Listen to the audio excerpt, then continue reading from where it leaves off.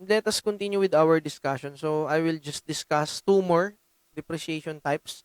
So, yung double declining, and then yung sinking fund, declining balance, yun lang muna. And then the remaining double declining, some of the years digit, tapos yung service usage, service method, yun na lang yung matitira.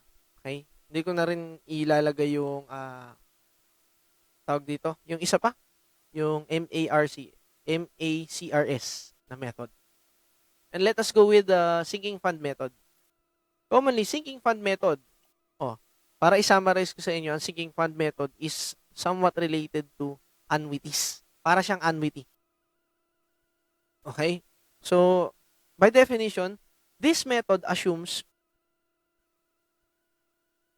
that a sinking fund is established in which funds will accumulate. So, ito yung keyword mo. Accumulate for replacement. So, the total depreciation that has taken place up to any given time is assumed to be equal to the accumulated amount in the sinking fund at the time. The sinking fund, annuity. Pinag-uusapan natin dyan. Sinking fund, simply, annuities lang yan.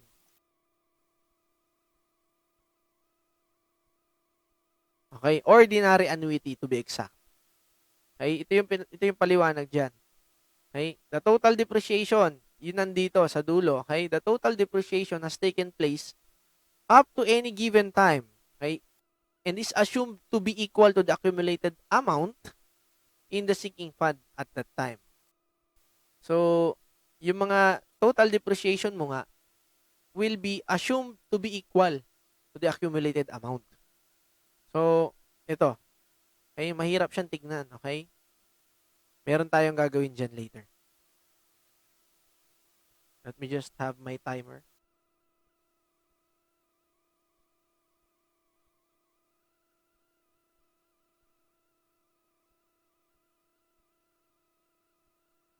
Okay? So, your depreciation is simply, ano to? Future worth of the annuity. Yan nakalagay. Okay? The future worth of the annuity. Yung nasa ilalim. Lagyan muna natin ng mnemonics or lagyan muna natin ng label. So, yung D, yung malit na D dapat to, the annual cost of depreciation. L for the useful life again. CO is the face value or original price, first cost. CL will be the book value of any given at the end of the life. And then, pwede rin yan scrap value na tinatawag or salvage value. DN is the depreciation up to N years, the total accumulated depreciation up to N years. CN is the book value or the value. Okay? Yung value lang na minus yung depreciation at the end of N years. So, sir, mahirap tignan to ng ganito. Ano po ba ang source natin dito? Ang source natin dito is international author. So, we should rephrase it or replace it with this one. Okay. So, double declining tayo. Ayan. Okay. So, depreciation. Yan. So, sinking fund. Let us go here. The sinking fund method is simply an annuity. Okay? It assumes uniform annual depreciation deposited in a sinking fund or an annuity whose accumulation is equal to the total depreciation up to the period considered. Okay.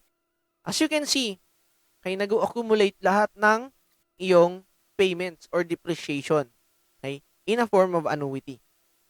So, ang pinapakita dito, mas madali daw siyang isolve in future value. Kung makikita nyo dun sa ating first given, okay, let me just copy this one.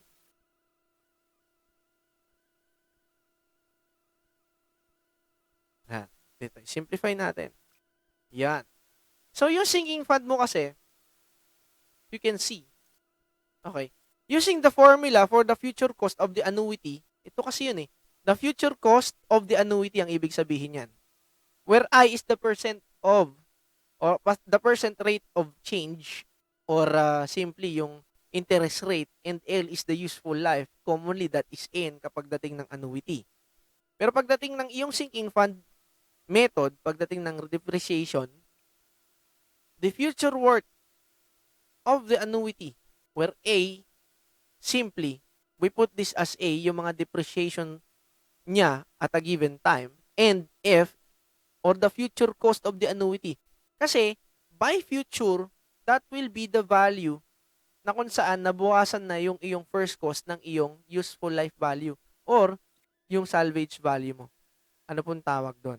Okay, that is F. Okay? You put this as the future value of your annuity is replaceable.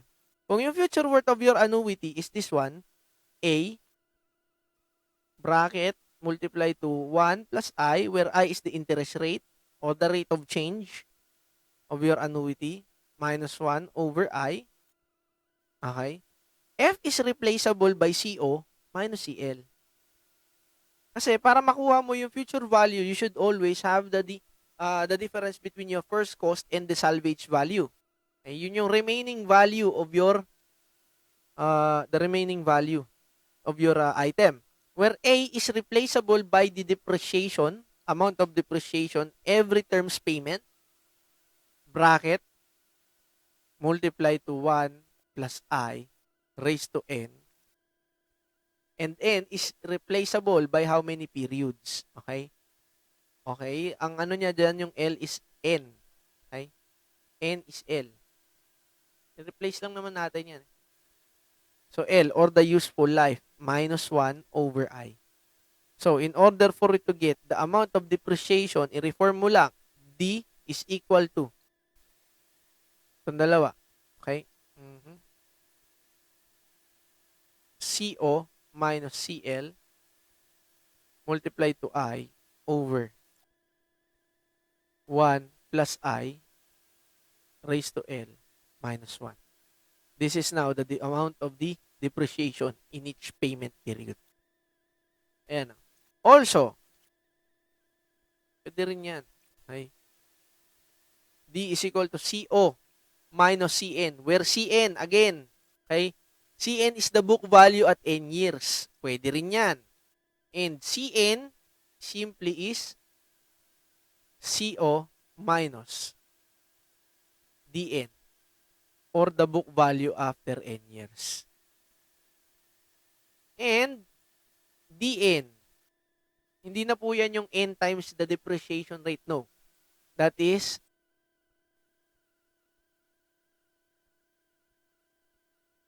D multiplied to 1 plus I raised to L. N na to N. N pala. N minus 1.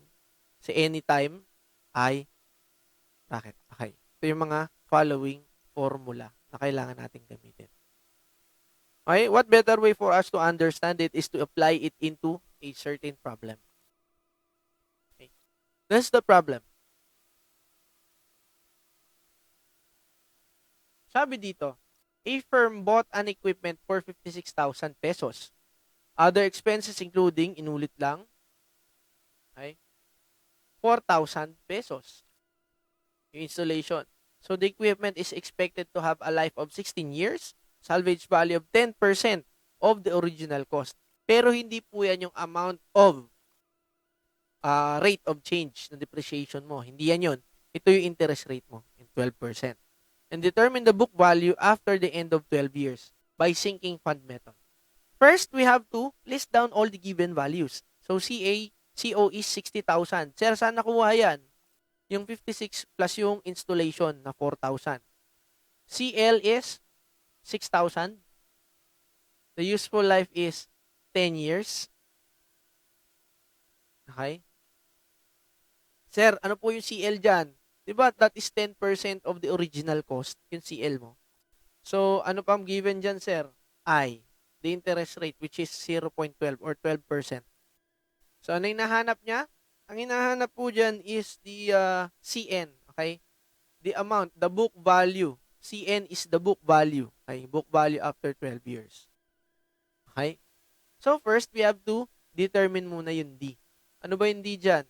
D is equal to CO minus CL multiplied to I over 1 plus I raised to the number of useful life minus 1. So, CO mo dyan is 60,000 pesos minus CL, which is 6,000 pesos. The interest rate ang binigay dyan sa'yo, hindi naman sinabing compounded. Wala na kailangan sabihin nun. As is, that is your interest rate. 0.12. Okay? Divided by 1 plus 0.12 raised to 16 minus 1. What will be the depreciation in every term payment? Okay? Or in every term. So that is 60,000 minus 6,000, that is 54,000 times 0.12 divide by 1.12 raised to 16 kasi 16 years ang useful life minus 1. The answer is 1,263 pesos. So, pwede natin siya i-round off. Sir, pwede. 1,263 pesos and 0.06 centavos. That is the depreciation in every year. Ang hinahanap natin dito is the book value after 12 years. Okay? What will be the accumulated? Yung accumulated na lang muna. What will be the accumulated amount ng depreciation mo after 12 years? Simple. D multiplied to 1 plus I raised to N minus 1 over I. Getting back? Tignan nyo nga kung tama yung ginawa natin. Very basic yan. Ayan o. Hinahanap natin is DN muna. Okay? Kasi gagamitin natin siya in order for us to find yung ating depreciation rate. Okay? The book value after 12 BV, hindi pala book value hinahanap dito. Mali ako ng ano. The book value for 12 years, hahanapin muna natin bago natin mahanap yung ayun nga, book value after 12 years. Hindi pala book value. Yung total depreciation muna hanapin natin. Total depreciation after 12 years, syempre, that is 1,263.06 pesos. You multiply it with 1 plus 0.12 raised to 16 ba or 12 years lang minus 1 over I, which is 0.12. Equal na natin. Ano yung value? The total depreciation after 12 years, yun ang ibig sabihin dito sa D12 ha. Baka magkamali kayo. So, 1263.06 multiply to 1.12 raised to 12 minus 1 divided by 0.12. So, the total value of depreciation after 12 years time, that is 30,481.5960 na lang, 60 centavos. That is D12, hindi pa yan yung book value. So, in order for us to find the book value after 12 years, ito kasi yung remaining value ng item. We have to get the difference between CO and then the book value, the total depreciation on the 12th year. So that is 60,000 pesos minus 30,481 and 60 centavos. The book value now will be 29,518 pesos. Yan yung remaining value na after 12 years. 29,518 and 41 centavos. That will be the book value after 12 years. So that is sinking fund for you. Next one, let us talk about declining balance method. So declining balance method, I think this is Matheson formula or Matheson's method. This is also called the constant percentage method, kung saan constant percentage na ibabawas sa kanya yearly or in term. And it is assumed that the annual cost of depreciation is fixed percentage of the salvage value. Okay? Kung ano man yung salvage value after that year, yun yung kukuhanin mo. Okay? At the beginning of the year. Now, the ratio of the depreciation in any year to the book value at the beginning of that year is constant. Constant. We put that as K. Throughout the life of the property and it is designated by K. Yun nga sinabi ko. The rate of the depreciation. K is the rate of the depreciation where, ano siya? It is in decimal form. This method does not apply if the salvage value is 0. If no value is there, hindi mo ito ma-apply. Okay? Because K will be equal to 1 and D1 will be equal to CO as always. Again, ito yung ating mga notes dito. Okay, pare-pareho lang naman. Ang naiba lang po is K. It is the ratio of the depreciation in any year to that book value at the beginning of that year. This is constant, okay, throughout the life of the property. Meron pa ako dito sinimplify niyan. Okay? Let me get it. Double declining. Declining balance method. Okay. Let me copy this one. So for the declining balance method, okay, sinimplify na natin yan. Or Matheson formula method. Or the fixed or constant percentage method. This method takes depreciation charge during the years as a fixed or constant percentage of the book value at the beginning of the year.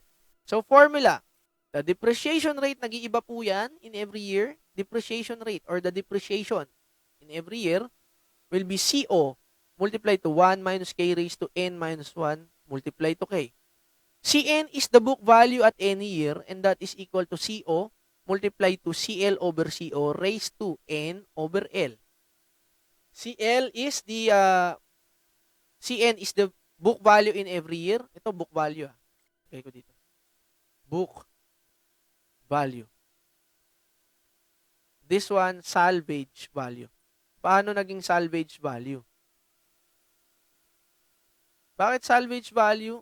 Useful life, L. Yun ang ginamit. Where K can be found using this formula. Okay?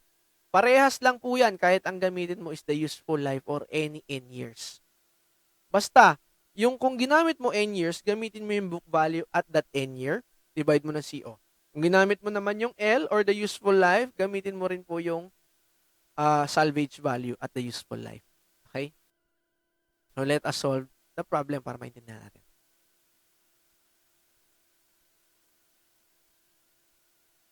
A certain type of machine loses 10% of its value each year. The machine costs 2,000 originally. Okay? So, this is the first cost. Make out a schedule showing the yearly depreciation to the total depreciation and the book value at the end of each year for 5 years. Very basic yan. So, K. What is K? Ano yung value that loses, amount of value that loses each year? That is 10%. Okay? 0.10. How much is the first cost? That is 2,000. So, DN mo dito, DN is equal to CO multiply to 1 minus K raised to N minus 1 multiply to K. At yung D1 mo, hanapin mo muna to. Okay? Yung first year depreciation. So, gagawa tayo ng, ano dito? Gawa tayo ng tables. Okay?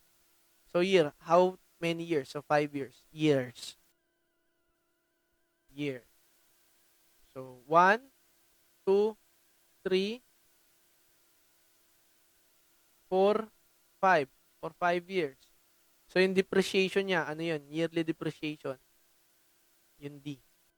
Tapos, total depreciation, DN. Tapos, book value, o CN. Lagyan natin dulo. Burahin ko lang. Masyadong malayo.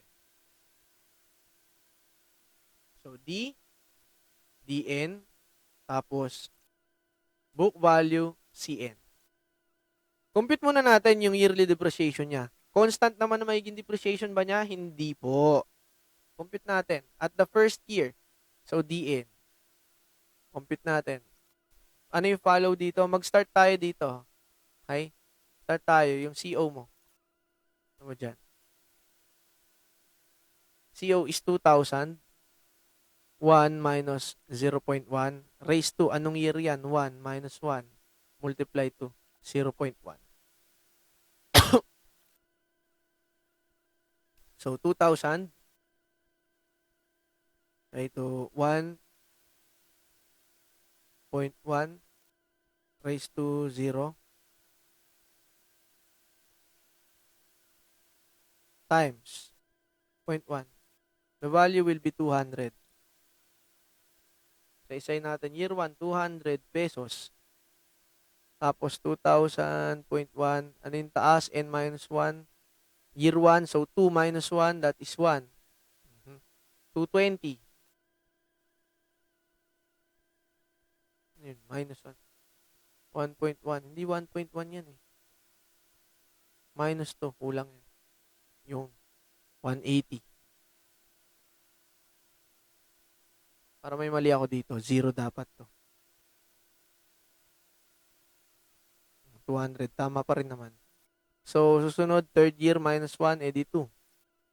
162 susunod. Ang susunod, yung fourth year, that is 3 minus 1, hindi, 4 minus 1, that is 3. Okay? So, ang value is 145 pesos and 80 centavos. Next one, 4 minus 1, sunod is 5 minus 1, di 4 na ito. So, nagdi-decline, 34. Nagdi-decline yung kanyang depreciation value each year at a fixed rate. Okay, that is 131.22. So, yun yung depreciation niya in every year. Yung book value every year. Okay. The total depreciation in every year, kunin natin, determine natin. Paano natin ma-determine yan? Going back here. Ang hinahanap natin is DN, okay? DN. So, CO 1 minus K raised to N. Okay. In each year. Okay? Natin nahanapin yan. Okay. Dito yan. Yung DN is simply CO 1 minus K raised to N. Okay. Yung CO mo dito, 2,000 minus K raised to 1. Anong depreciation nyo dyan? Book value na pala ito. Ito, ang total depreciation, i-add mo lang pala. Okay? Na total depreciation lang naman dito, ina-add mo lang to, cumulative. So, dito, total depreciation, book value na pala kinukuha ko dito. Mali ako dito ng ano. DN, total depreciation. Fixed rate nga eh. Fixed rate. So, DN kasi, add ko lang to. 200 yung first year. Plus itong 180, 380. Plus itong 162. Bale, 542. Oh, mental math na lang ha. Tapos yung susunod, 542. Wag na yan, may point na yan eh. 542 plus, i-add mo lang itong susunod na depreciation niya. Yung 145.8. Okay, next one. That is 687.8. Add mo ulit yung final. That is 687.8 minus 3 plus 131.22. The answer is 819.02. Tama naman. In pesos lahat to ha. Pesos. Now, the total book or the book value is equal to book value each year. So, equal to CO 1 minus K raised to N. Yan lang yun. CN, o di 2,000 multiplied to 0.1 minus 0.01 or 0.1 raised to N, 1 year. Okay? The answer is 1/8. The next one, 2,000. Raise mo na lang to ng ano. You raise this as 2. 1,620. Lumili talaga ang value niya, yung book value. Tapos raise to 3. 1,458.